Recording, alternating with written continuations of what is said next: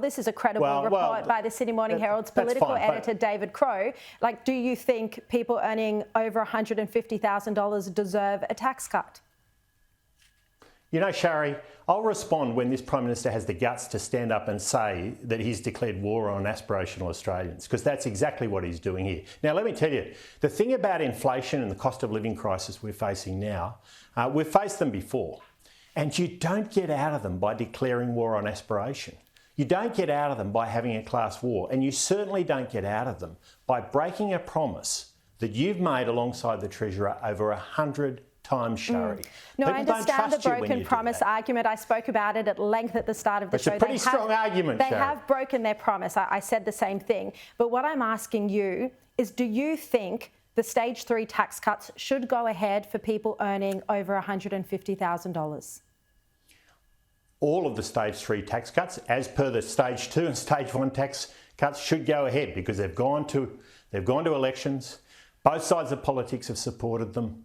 The Prime Minister and Treasurer have said that they're going to support them, and they should go ahead. And this Prime Minister, if he's not going ahead with them, it means his word means absolutely nothing, Sharri, absolutely nothing. Now, let me tell you, as I said, you beat inflation because aspirational Australians get out there and build the economy, build a strong, fast-growing economy that's low inflation. That's how you do it. That's how we got out of it in the 70s and 80s. We had to bring down taxes to get out of inflation in the 70s and 80s. We remember those. I remember those reforms extremely well. You need to give people the incentive to aspire. And those aspirational people, they don't just do good for themselves. They build businesses, they employ people, they invest, they take risks. Well, if you take that aspiration out of the economy, you do not beat inflation. Yeah. You do not get out of the quagmire we're in right now, where the economy's not growing, Sharri. It's not growing.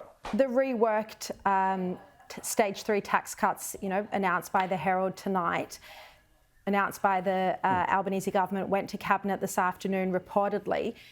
The government is saying that people on $150,000 and over are wealthy. Do you think that's the case? Yeah. Well, you know what? There's going to be a lot of people going over that 150,000 tax bracket in the coming years, given the rate at which inflation is going. We're seeing a growing number of people being pushed up into higher tax brackets. That's what bracket creep does. And that's exactly what the stage 3 tax cuts are all about. Now, the way the government will try to position this is the economy's a pie. And you can just chop it up into pieces and hand it out in different ways. It doesn't work like that, Sharri. If you take away the incentive for Australians to have a crack, to make investments, to take risks, to build their careers, to build businesses, you take away those incentives, then you undermine the strength of the economy and you do not get to where we need to get, which is a low inflation, strong economy. This is a Prime Minister who doesn't understand economics. You've got a Treasurer who is a doctor of spin. He's not a doctor of economics. He runs around saying he's Dr. Chalmers. Well, he's a doctor of spin. Let's be clear about it.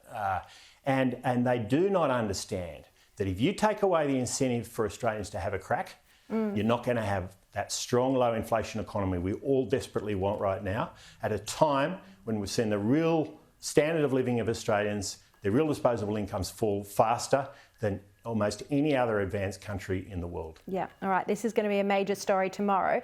Mr. Taylor, just before you go, Scott Morrison's time in politics is about to finish. We've just broken the news tonight that he's going to be working with the former United States Secretary of State, Mike Pompeo, in his next role. He's also going to be joining a firm that works with the former Donald Trump National Security Advisor, Robert O'Brien. Do you think these relationships will help Australia should Donald Trump get back into office? Well, can I say good on Scott Morrison? I think he's left an important legacy. AUKUS, tax reform, which Labor's trying to undermine right now, what he did in stopping the boats, getting us through obviously incredibly difficult time in COVID, and I wish him all the best with his new role. I only know what you've just told me now, Sharri, but I think it will be good. I mean, I think our relationship with the United States is enormously important, and I think anything we can do to strengthen those ties is always good for Australia, and I certainly hope he'll do that. I think he will. He'll continue to make a contribution in the future as he has in the past. All right. Angus Taylor, thank you so much for joining me tonight.